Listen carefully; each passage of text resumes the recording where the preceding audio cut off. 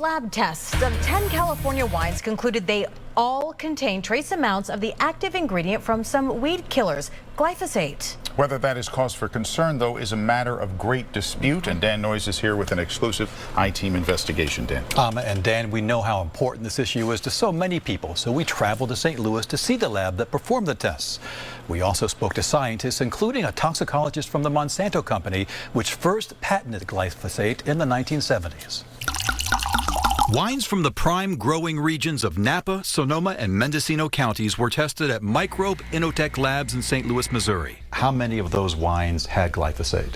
All 10 did. All 10? All 10. Dr. Bruce Hemming and his team have been testing foods and beverages for glyphosate for years. Critics charge that these preliminary tests don't prove there's glyphosate in the wine. Dr. Hemming agrees more tests are needed, but stands by his results. How confident are you that there was glyphosate in these wines? I'm very confident that the glyphosate is present. Glyphosate is the most popular weed killer in the world, the active ingredient in hundreds of products, including Roundup, widely used on big farms and in home gardens. In fact, I found this bottle in my own supplies at home.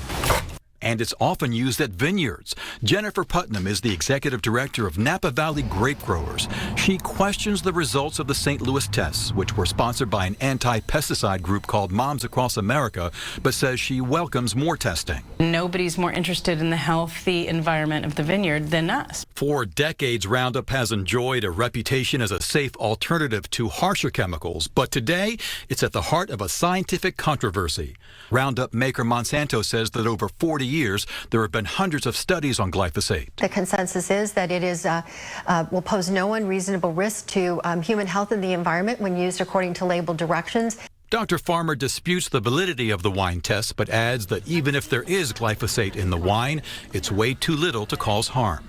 A person, say a 150-pound person, would have to drink around 8,000 regularly sized bottles of wine in one day to meet the allowable daily intake for glyphosate.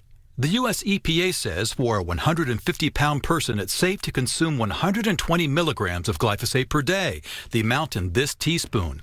But some scientists are concerned that the EPA levels are much too high. Dr. Michael Antonou of King's College in London has been testing glyphosate in his lab. There is an increasing body of evidence that levels of glyphosate exposure below regulatory set safety limits anywhere in the world, given enough time, can result in potentially serious disease. In a paper published this year, Dr. Antonou and 13 other scientists expressed concern that if the levels Americans are now consuming, glyphosate may pose heightened cancer risk. And they cite controversial studies that link glyphosate to higher risks to the kidneys and liver in laboratory rats. They say more tests are urgently needed. Then we can get to the bottom of whether what we are exposed to can be causatively linked to disease or not. In past years, various regulatory bodies, including the state of California and the U.S. EPA, had concluded that glyphosate did not pose a cancer risk to humans. But last year, the World Health Organization's Cancer Research Agency classified glyphosate as a probable carcinogen. Then the state of California said it wants to list it as a known carcinogen, which would require special labeling on products. Monsanto has filed a lawsuit against the state over the measure. Now the group that sponsored those lab tests, Moms Across America, is calling for a ban on glyphosate. Working with Dr. Hemming's lab, they've found glyphosate in wine, breast milk, urine, and drinking water. Other groups have found it in eggs, oatmeal, bread, and even highly regulated German beer. We're talking about the widespread contamination of all different kinds of crops, and that really needs to stop.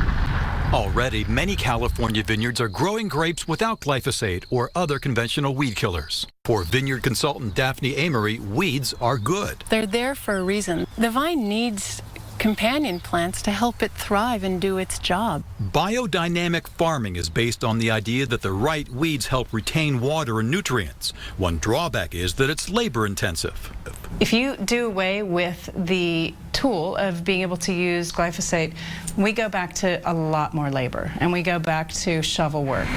Dr. Hemming concluded there was glyphosate in the organic and biodynamic wines he tested, but at much lower levels than conventional California wines. One theory is that it may have drifted from conventional vineyards.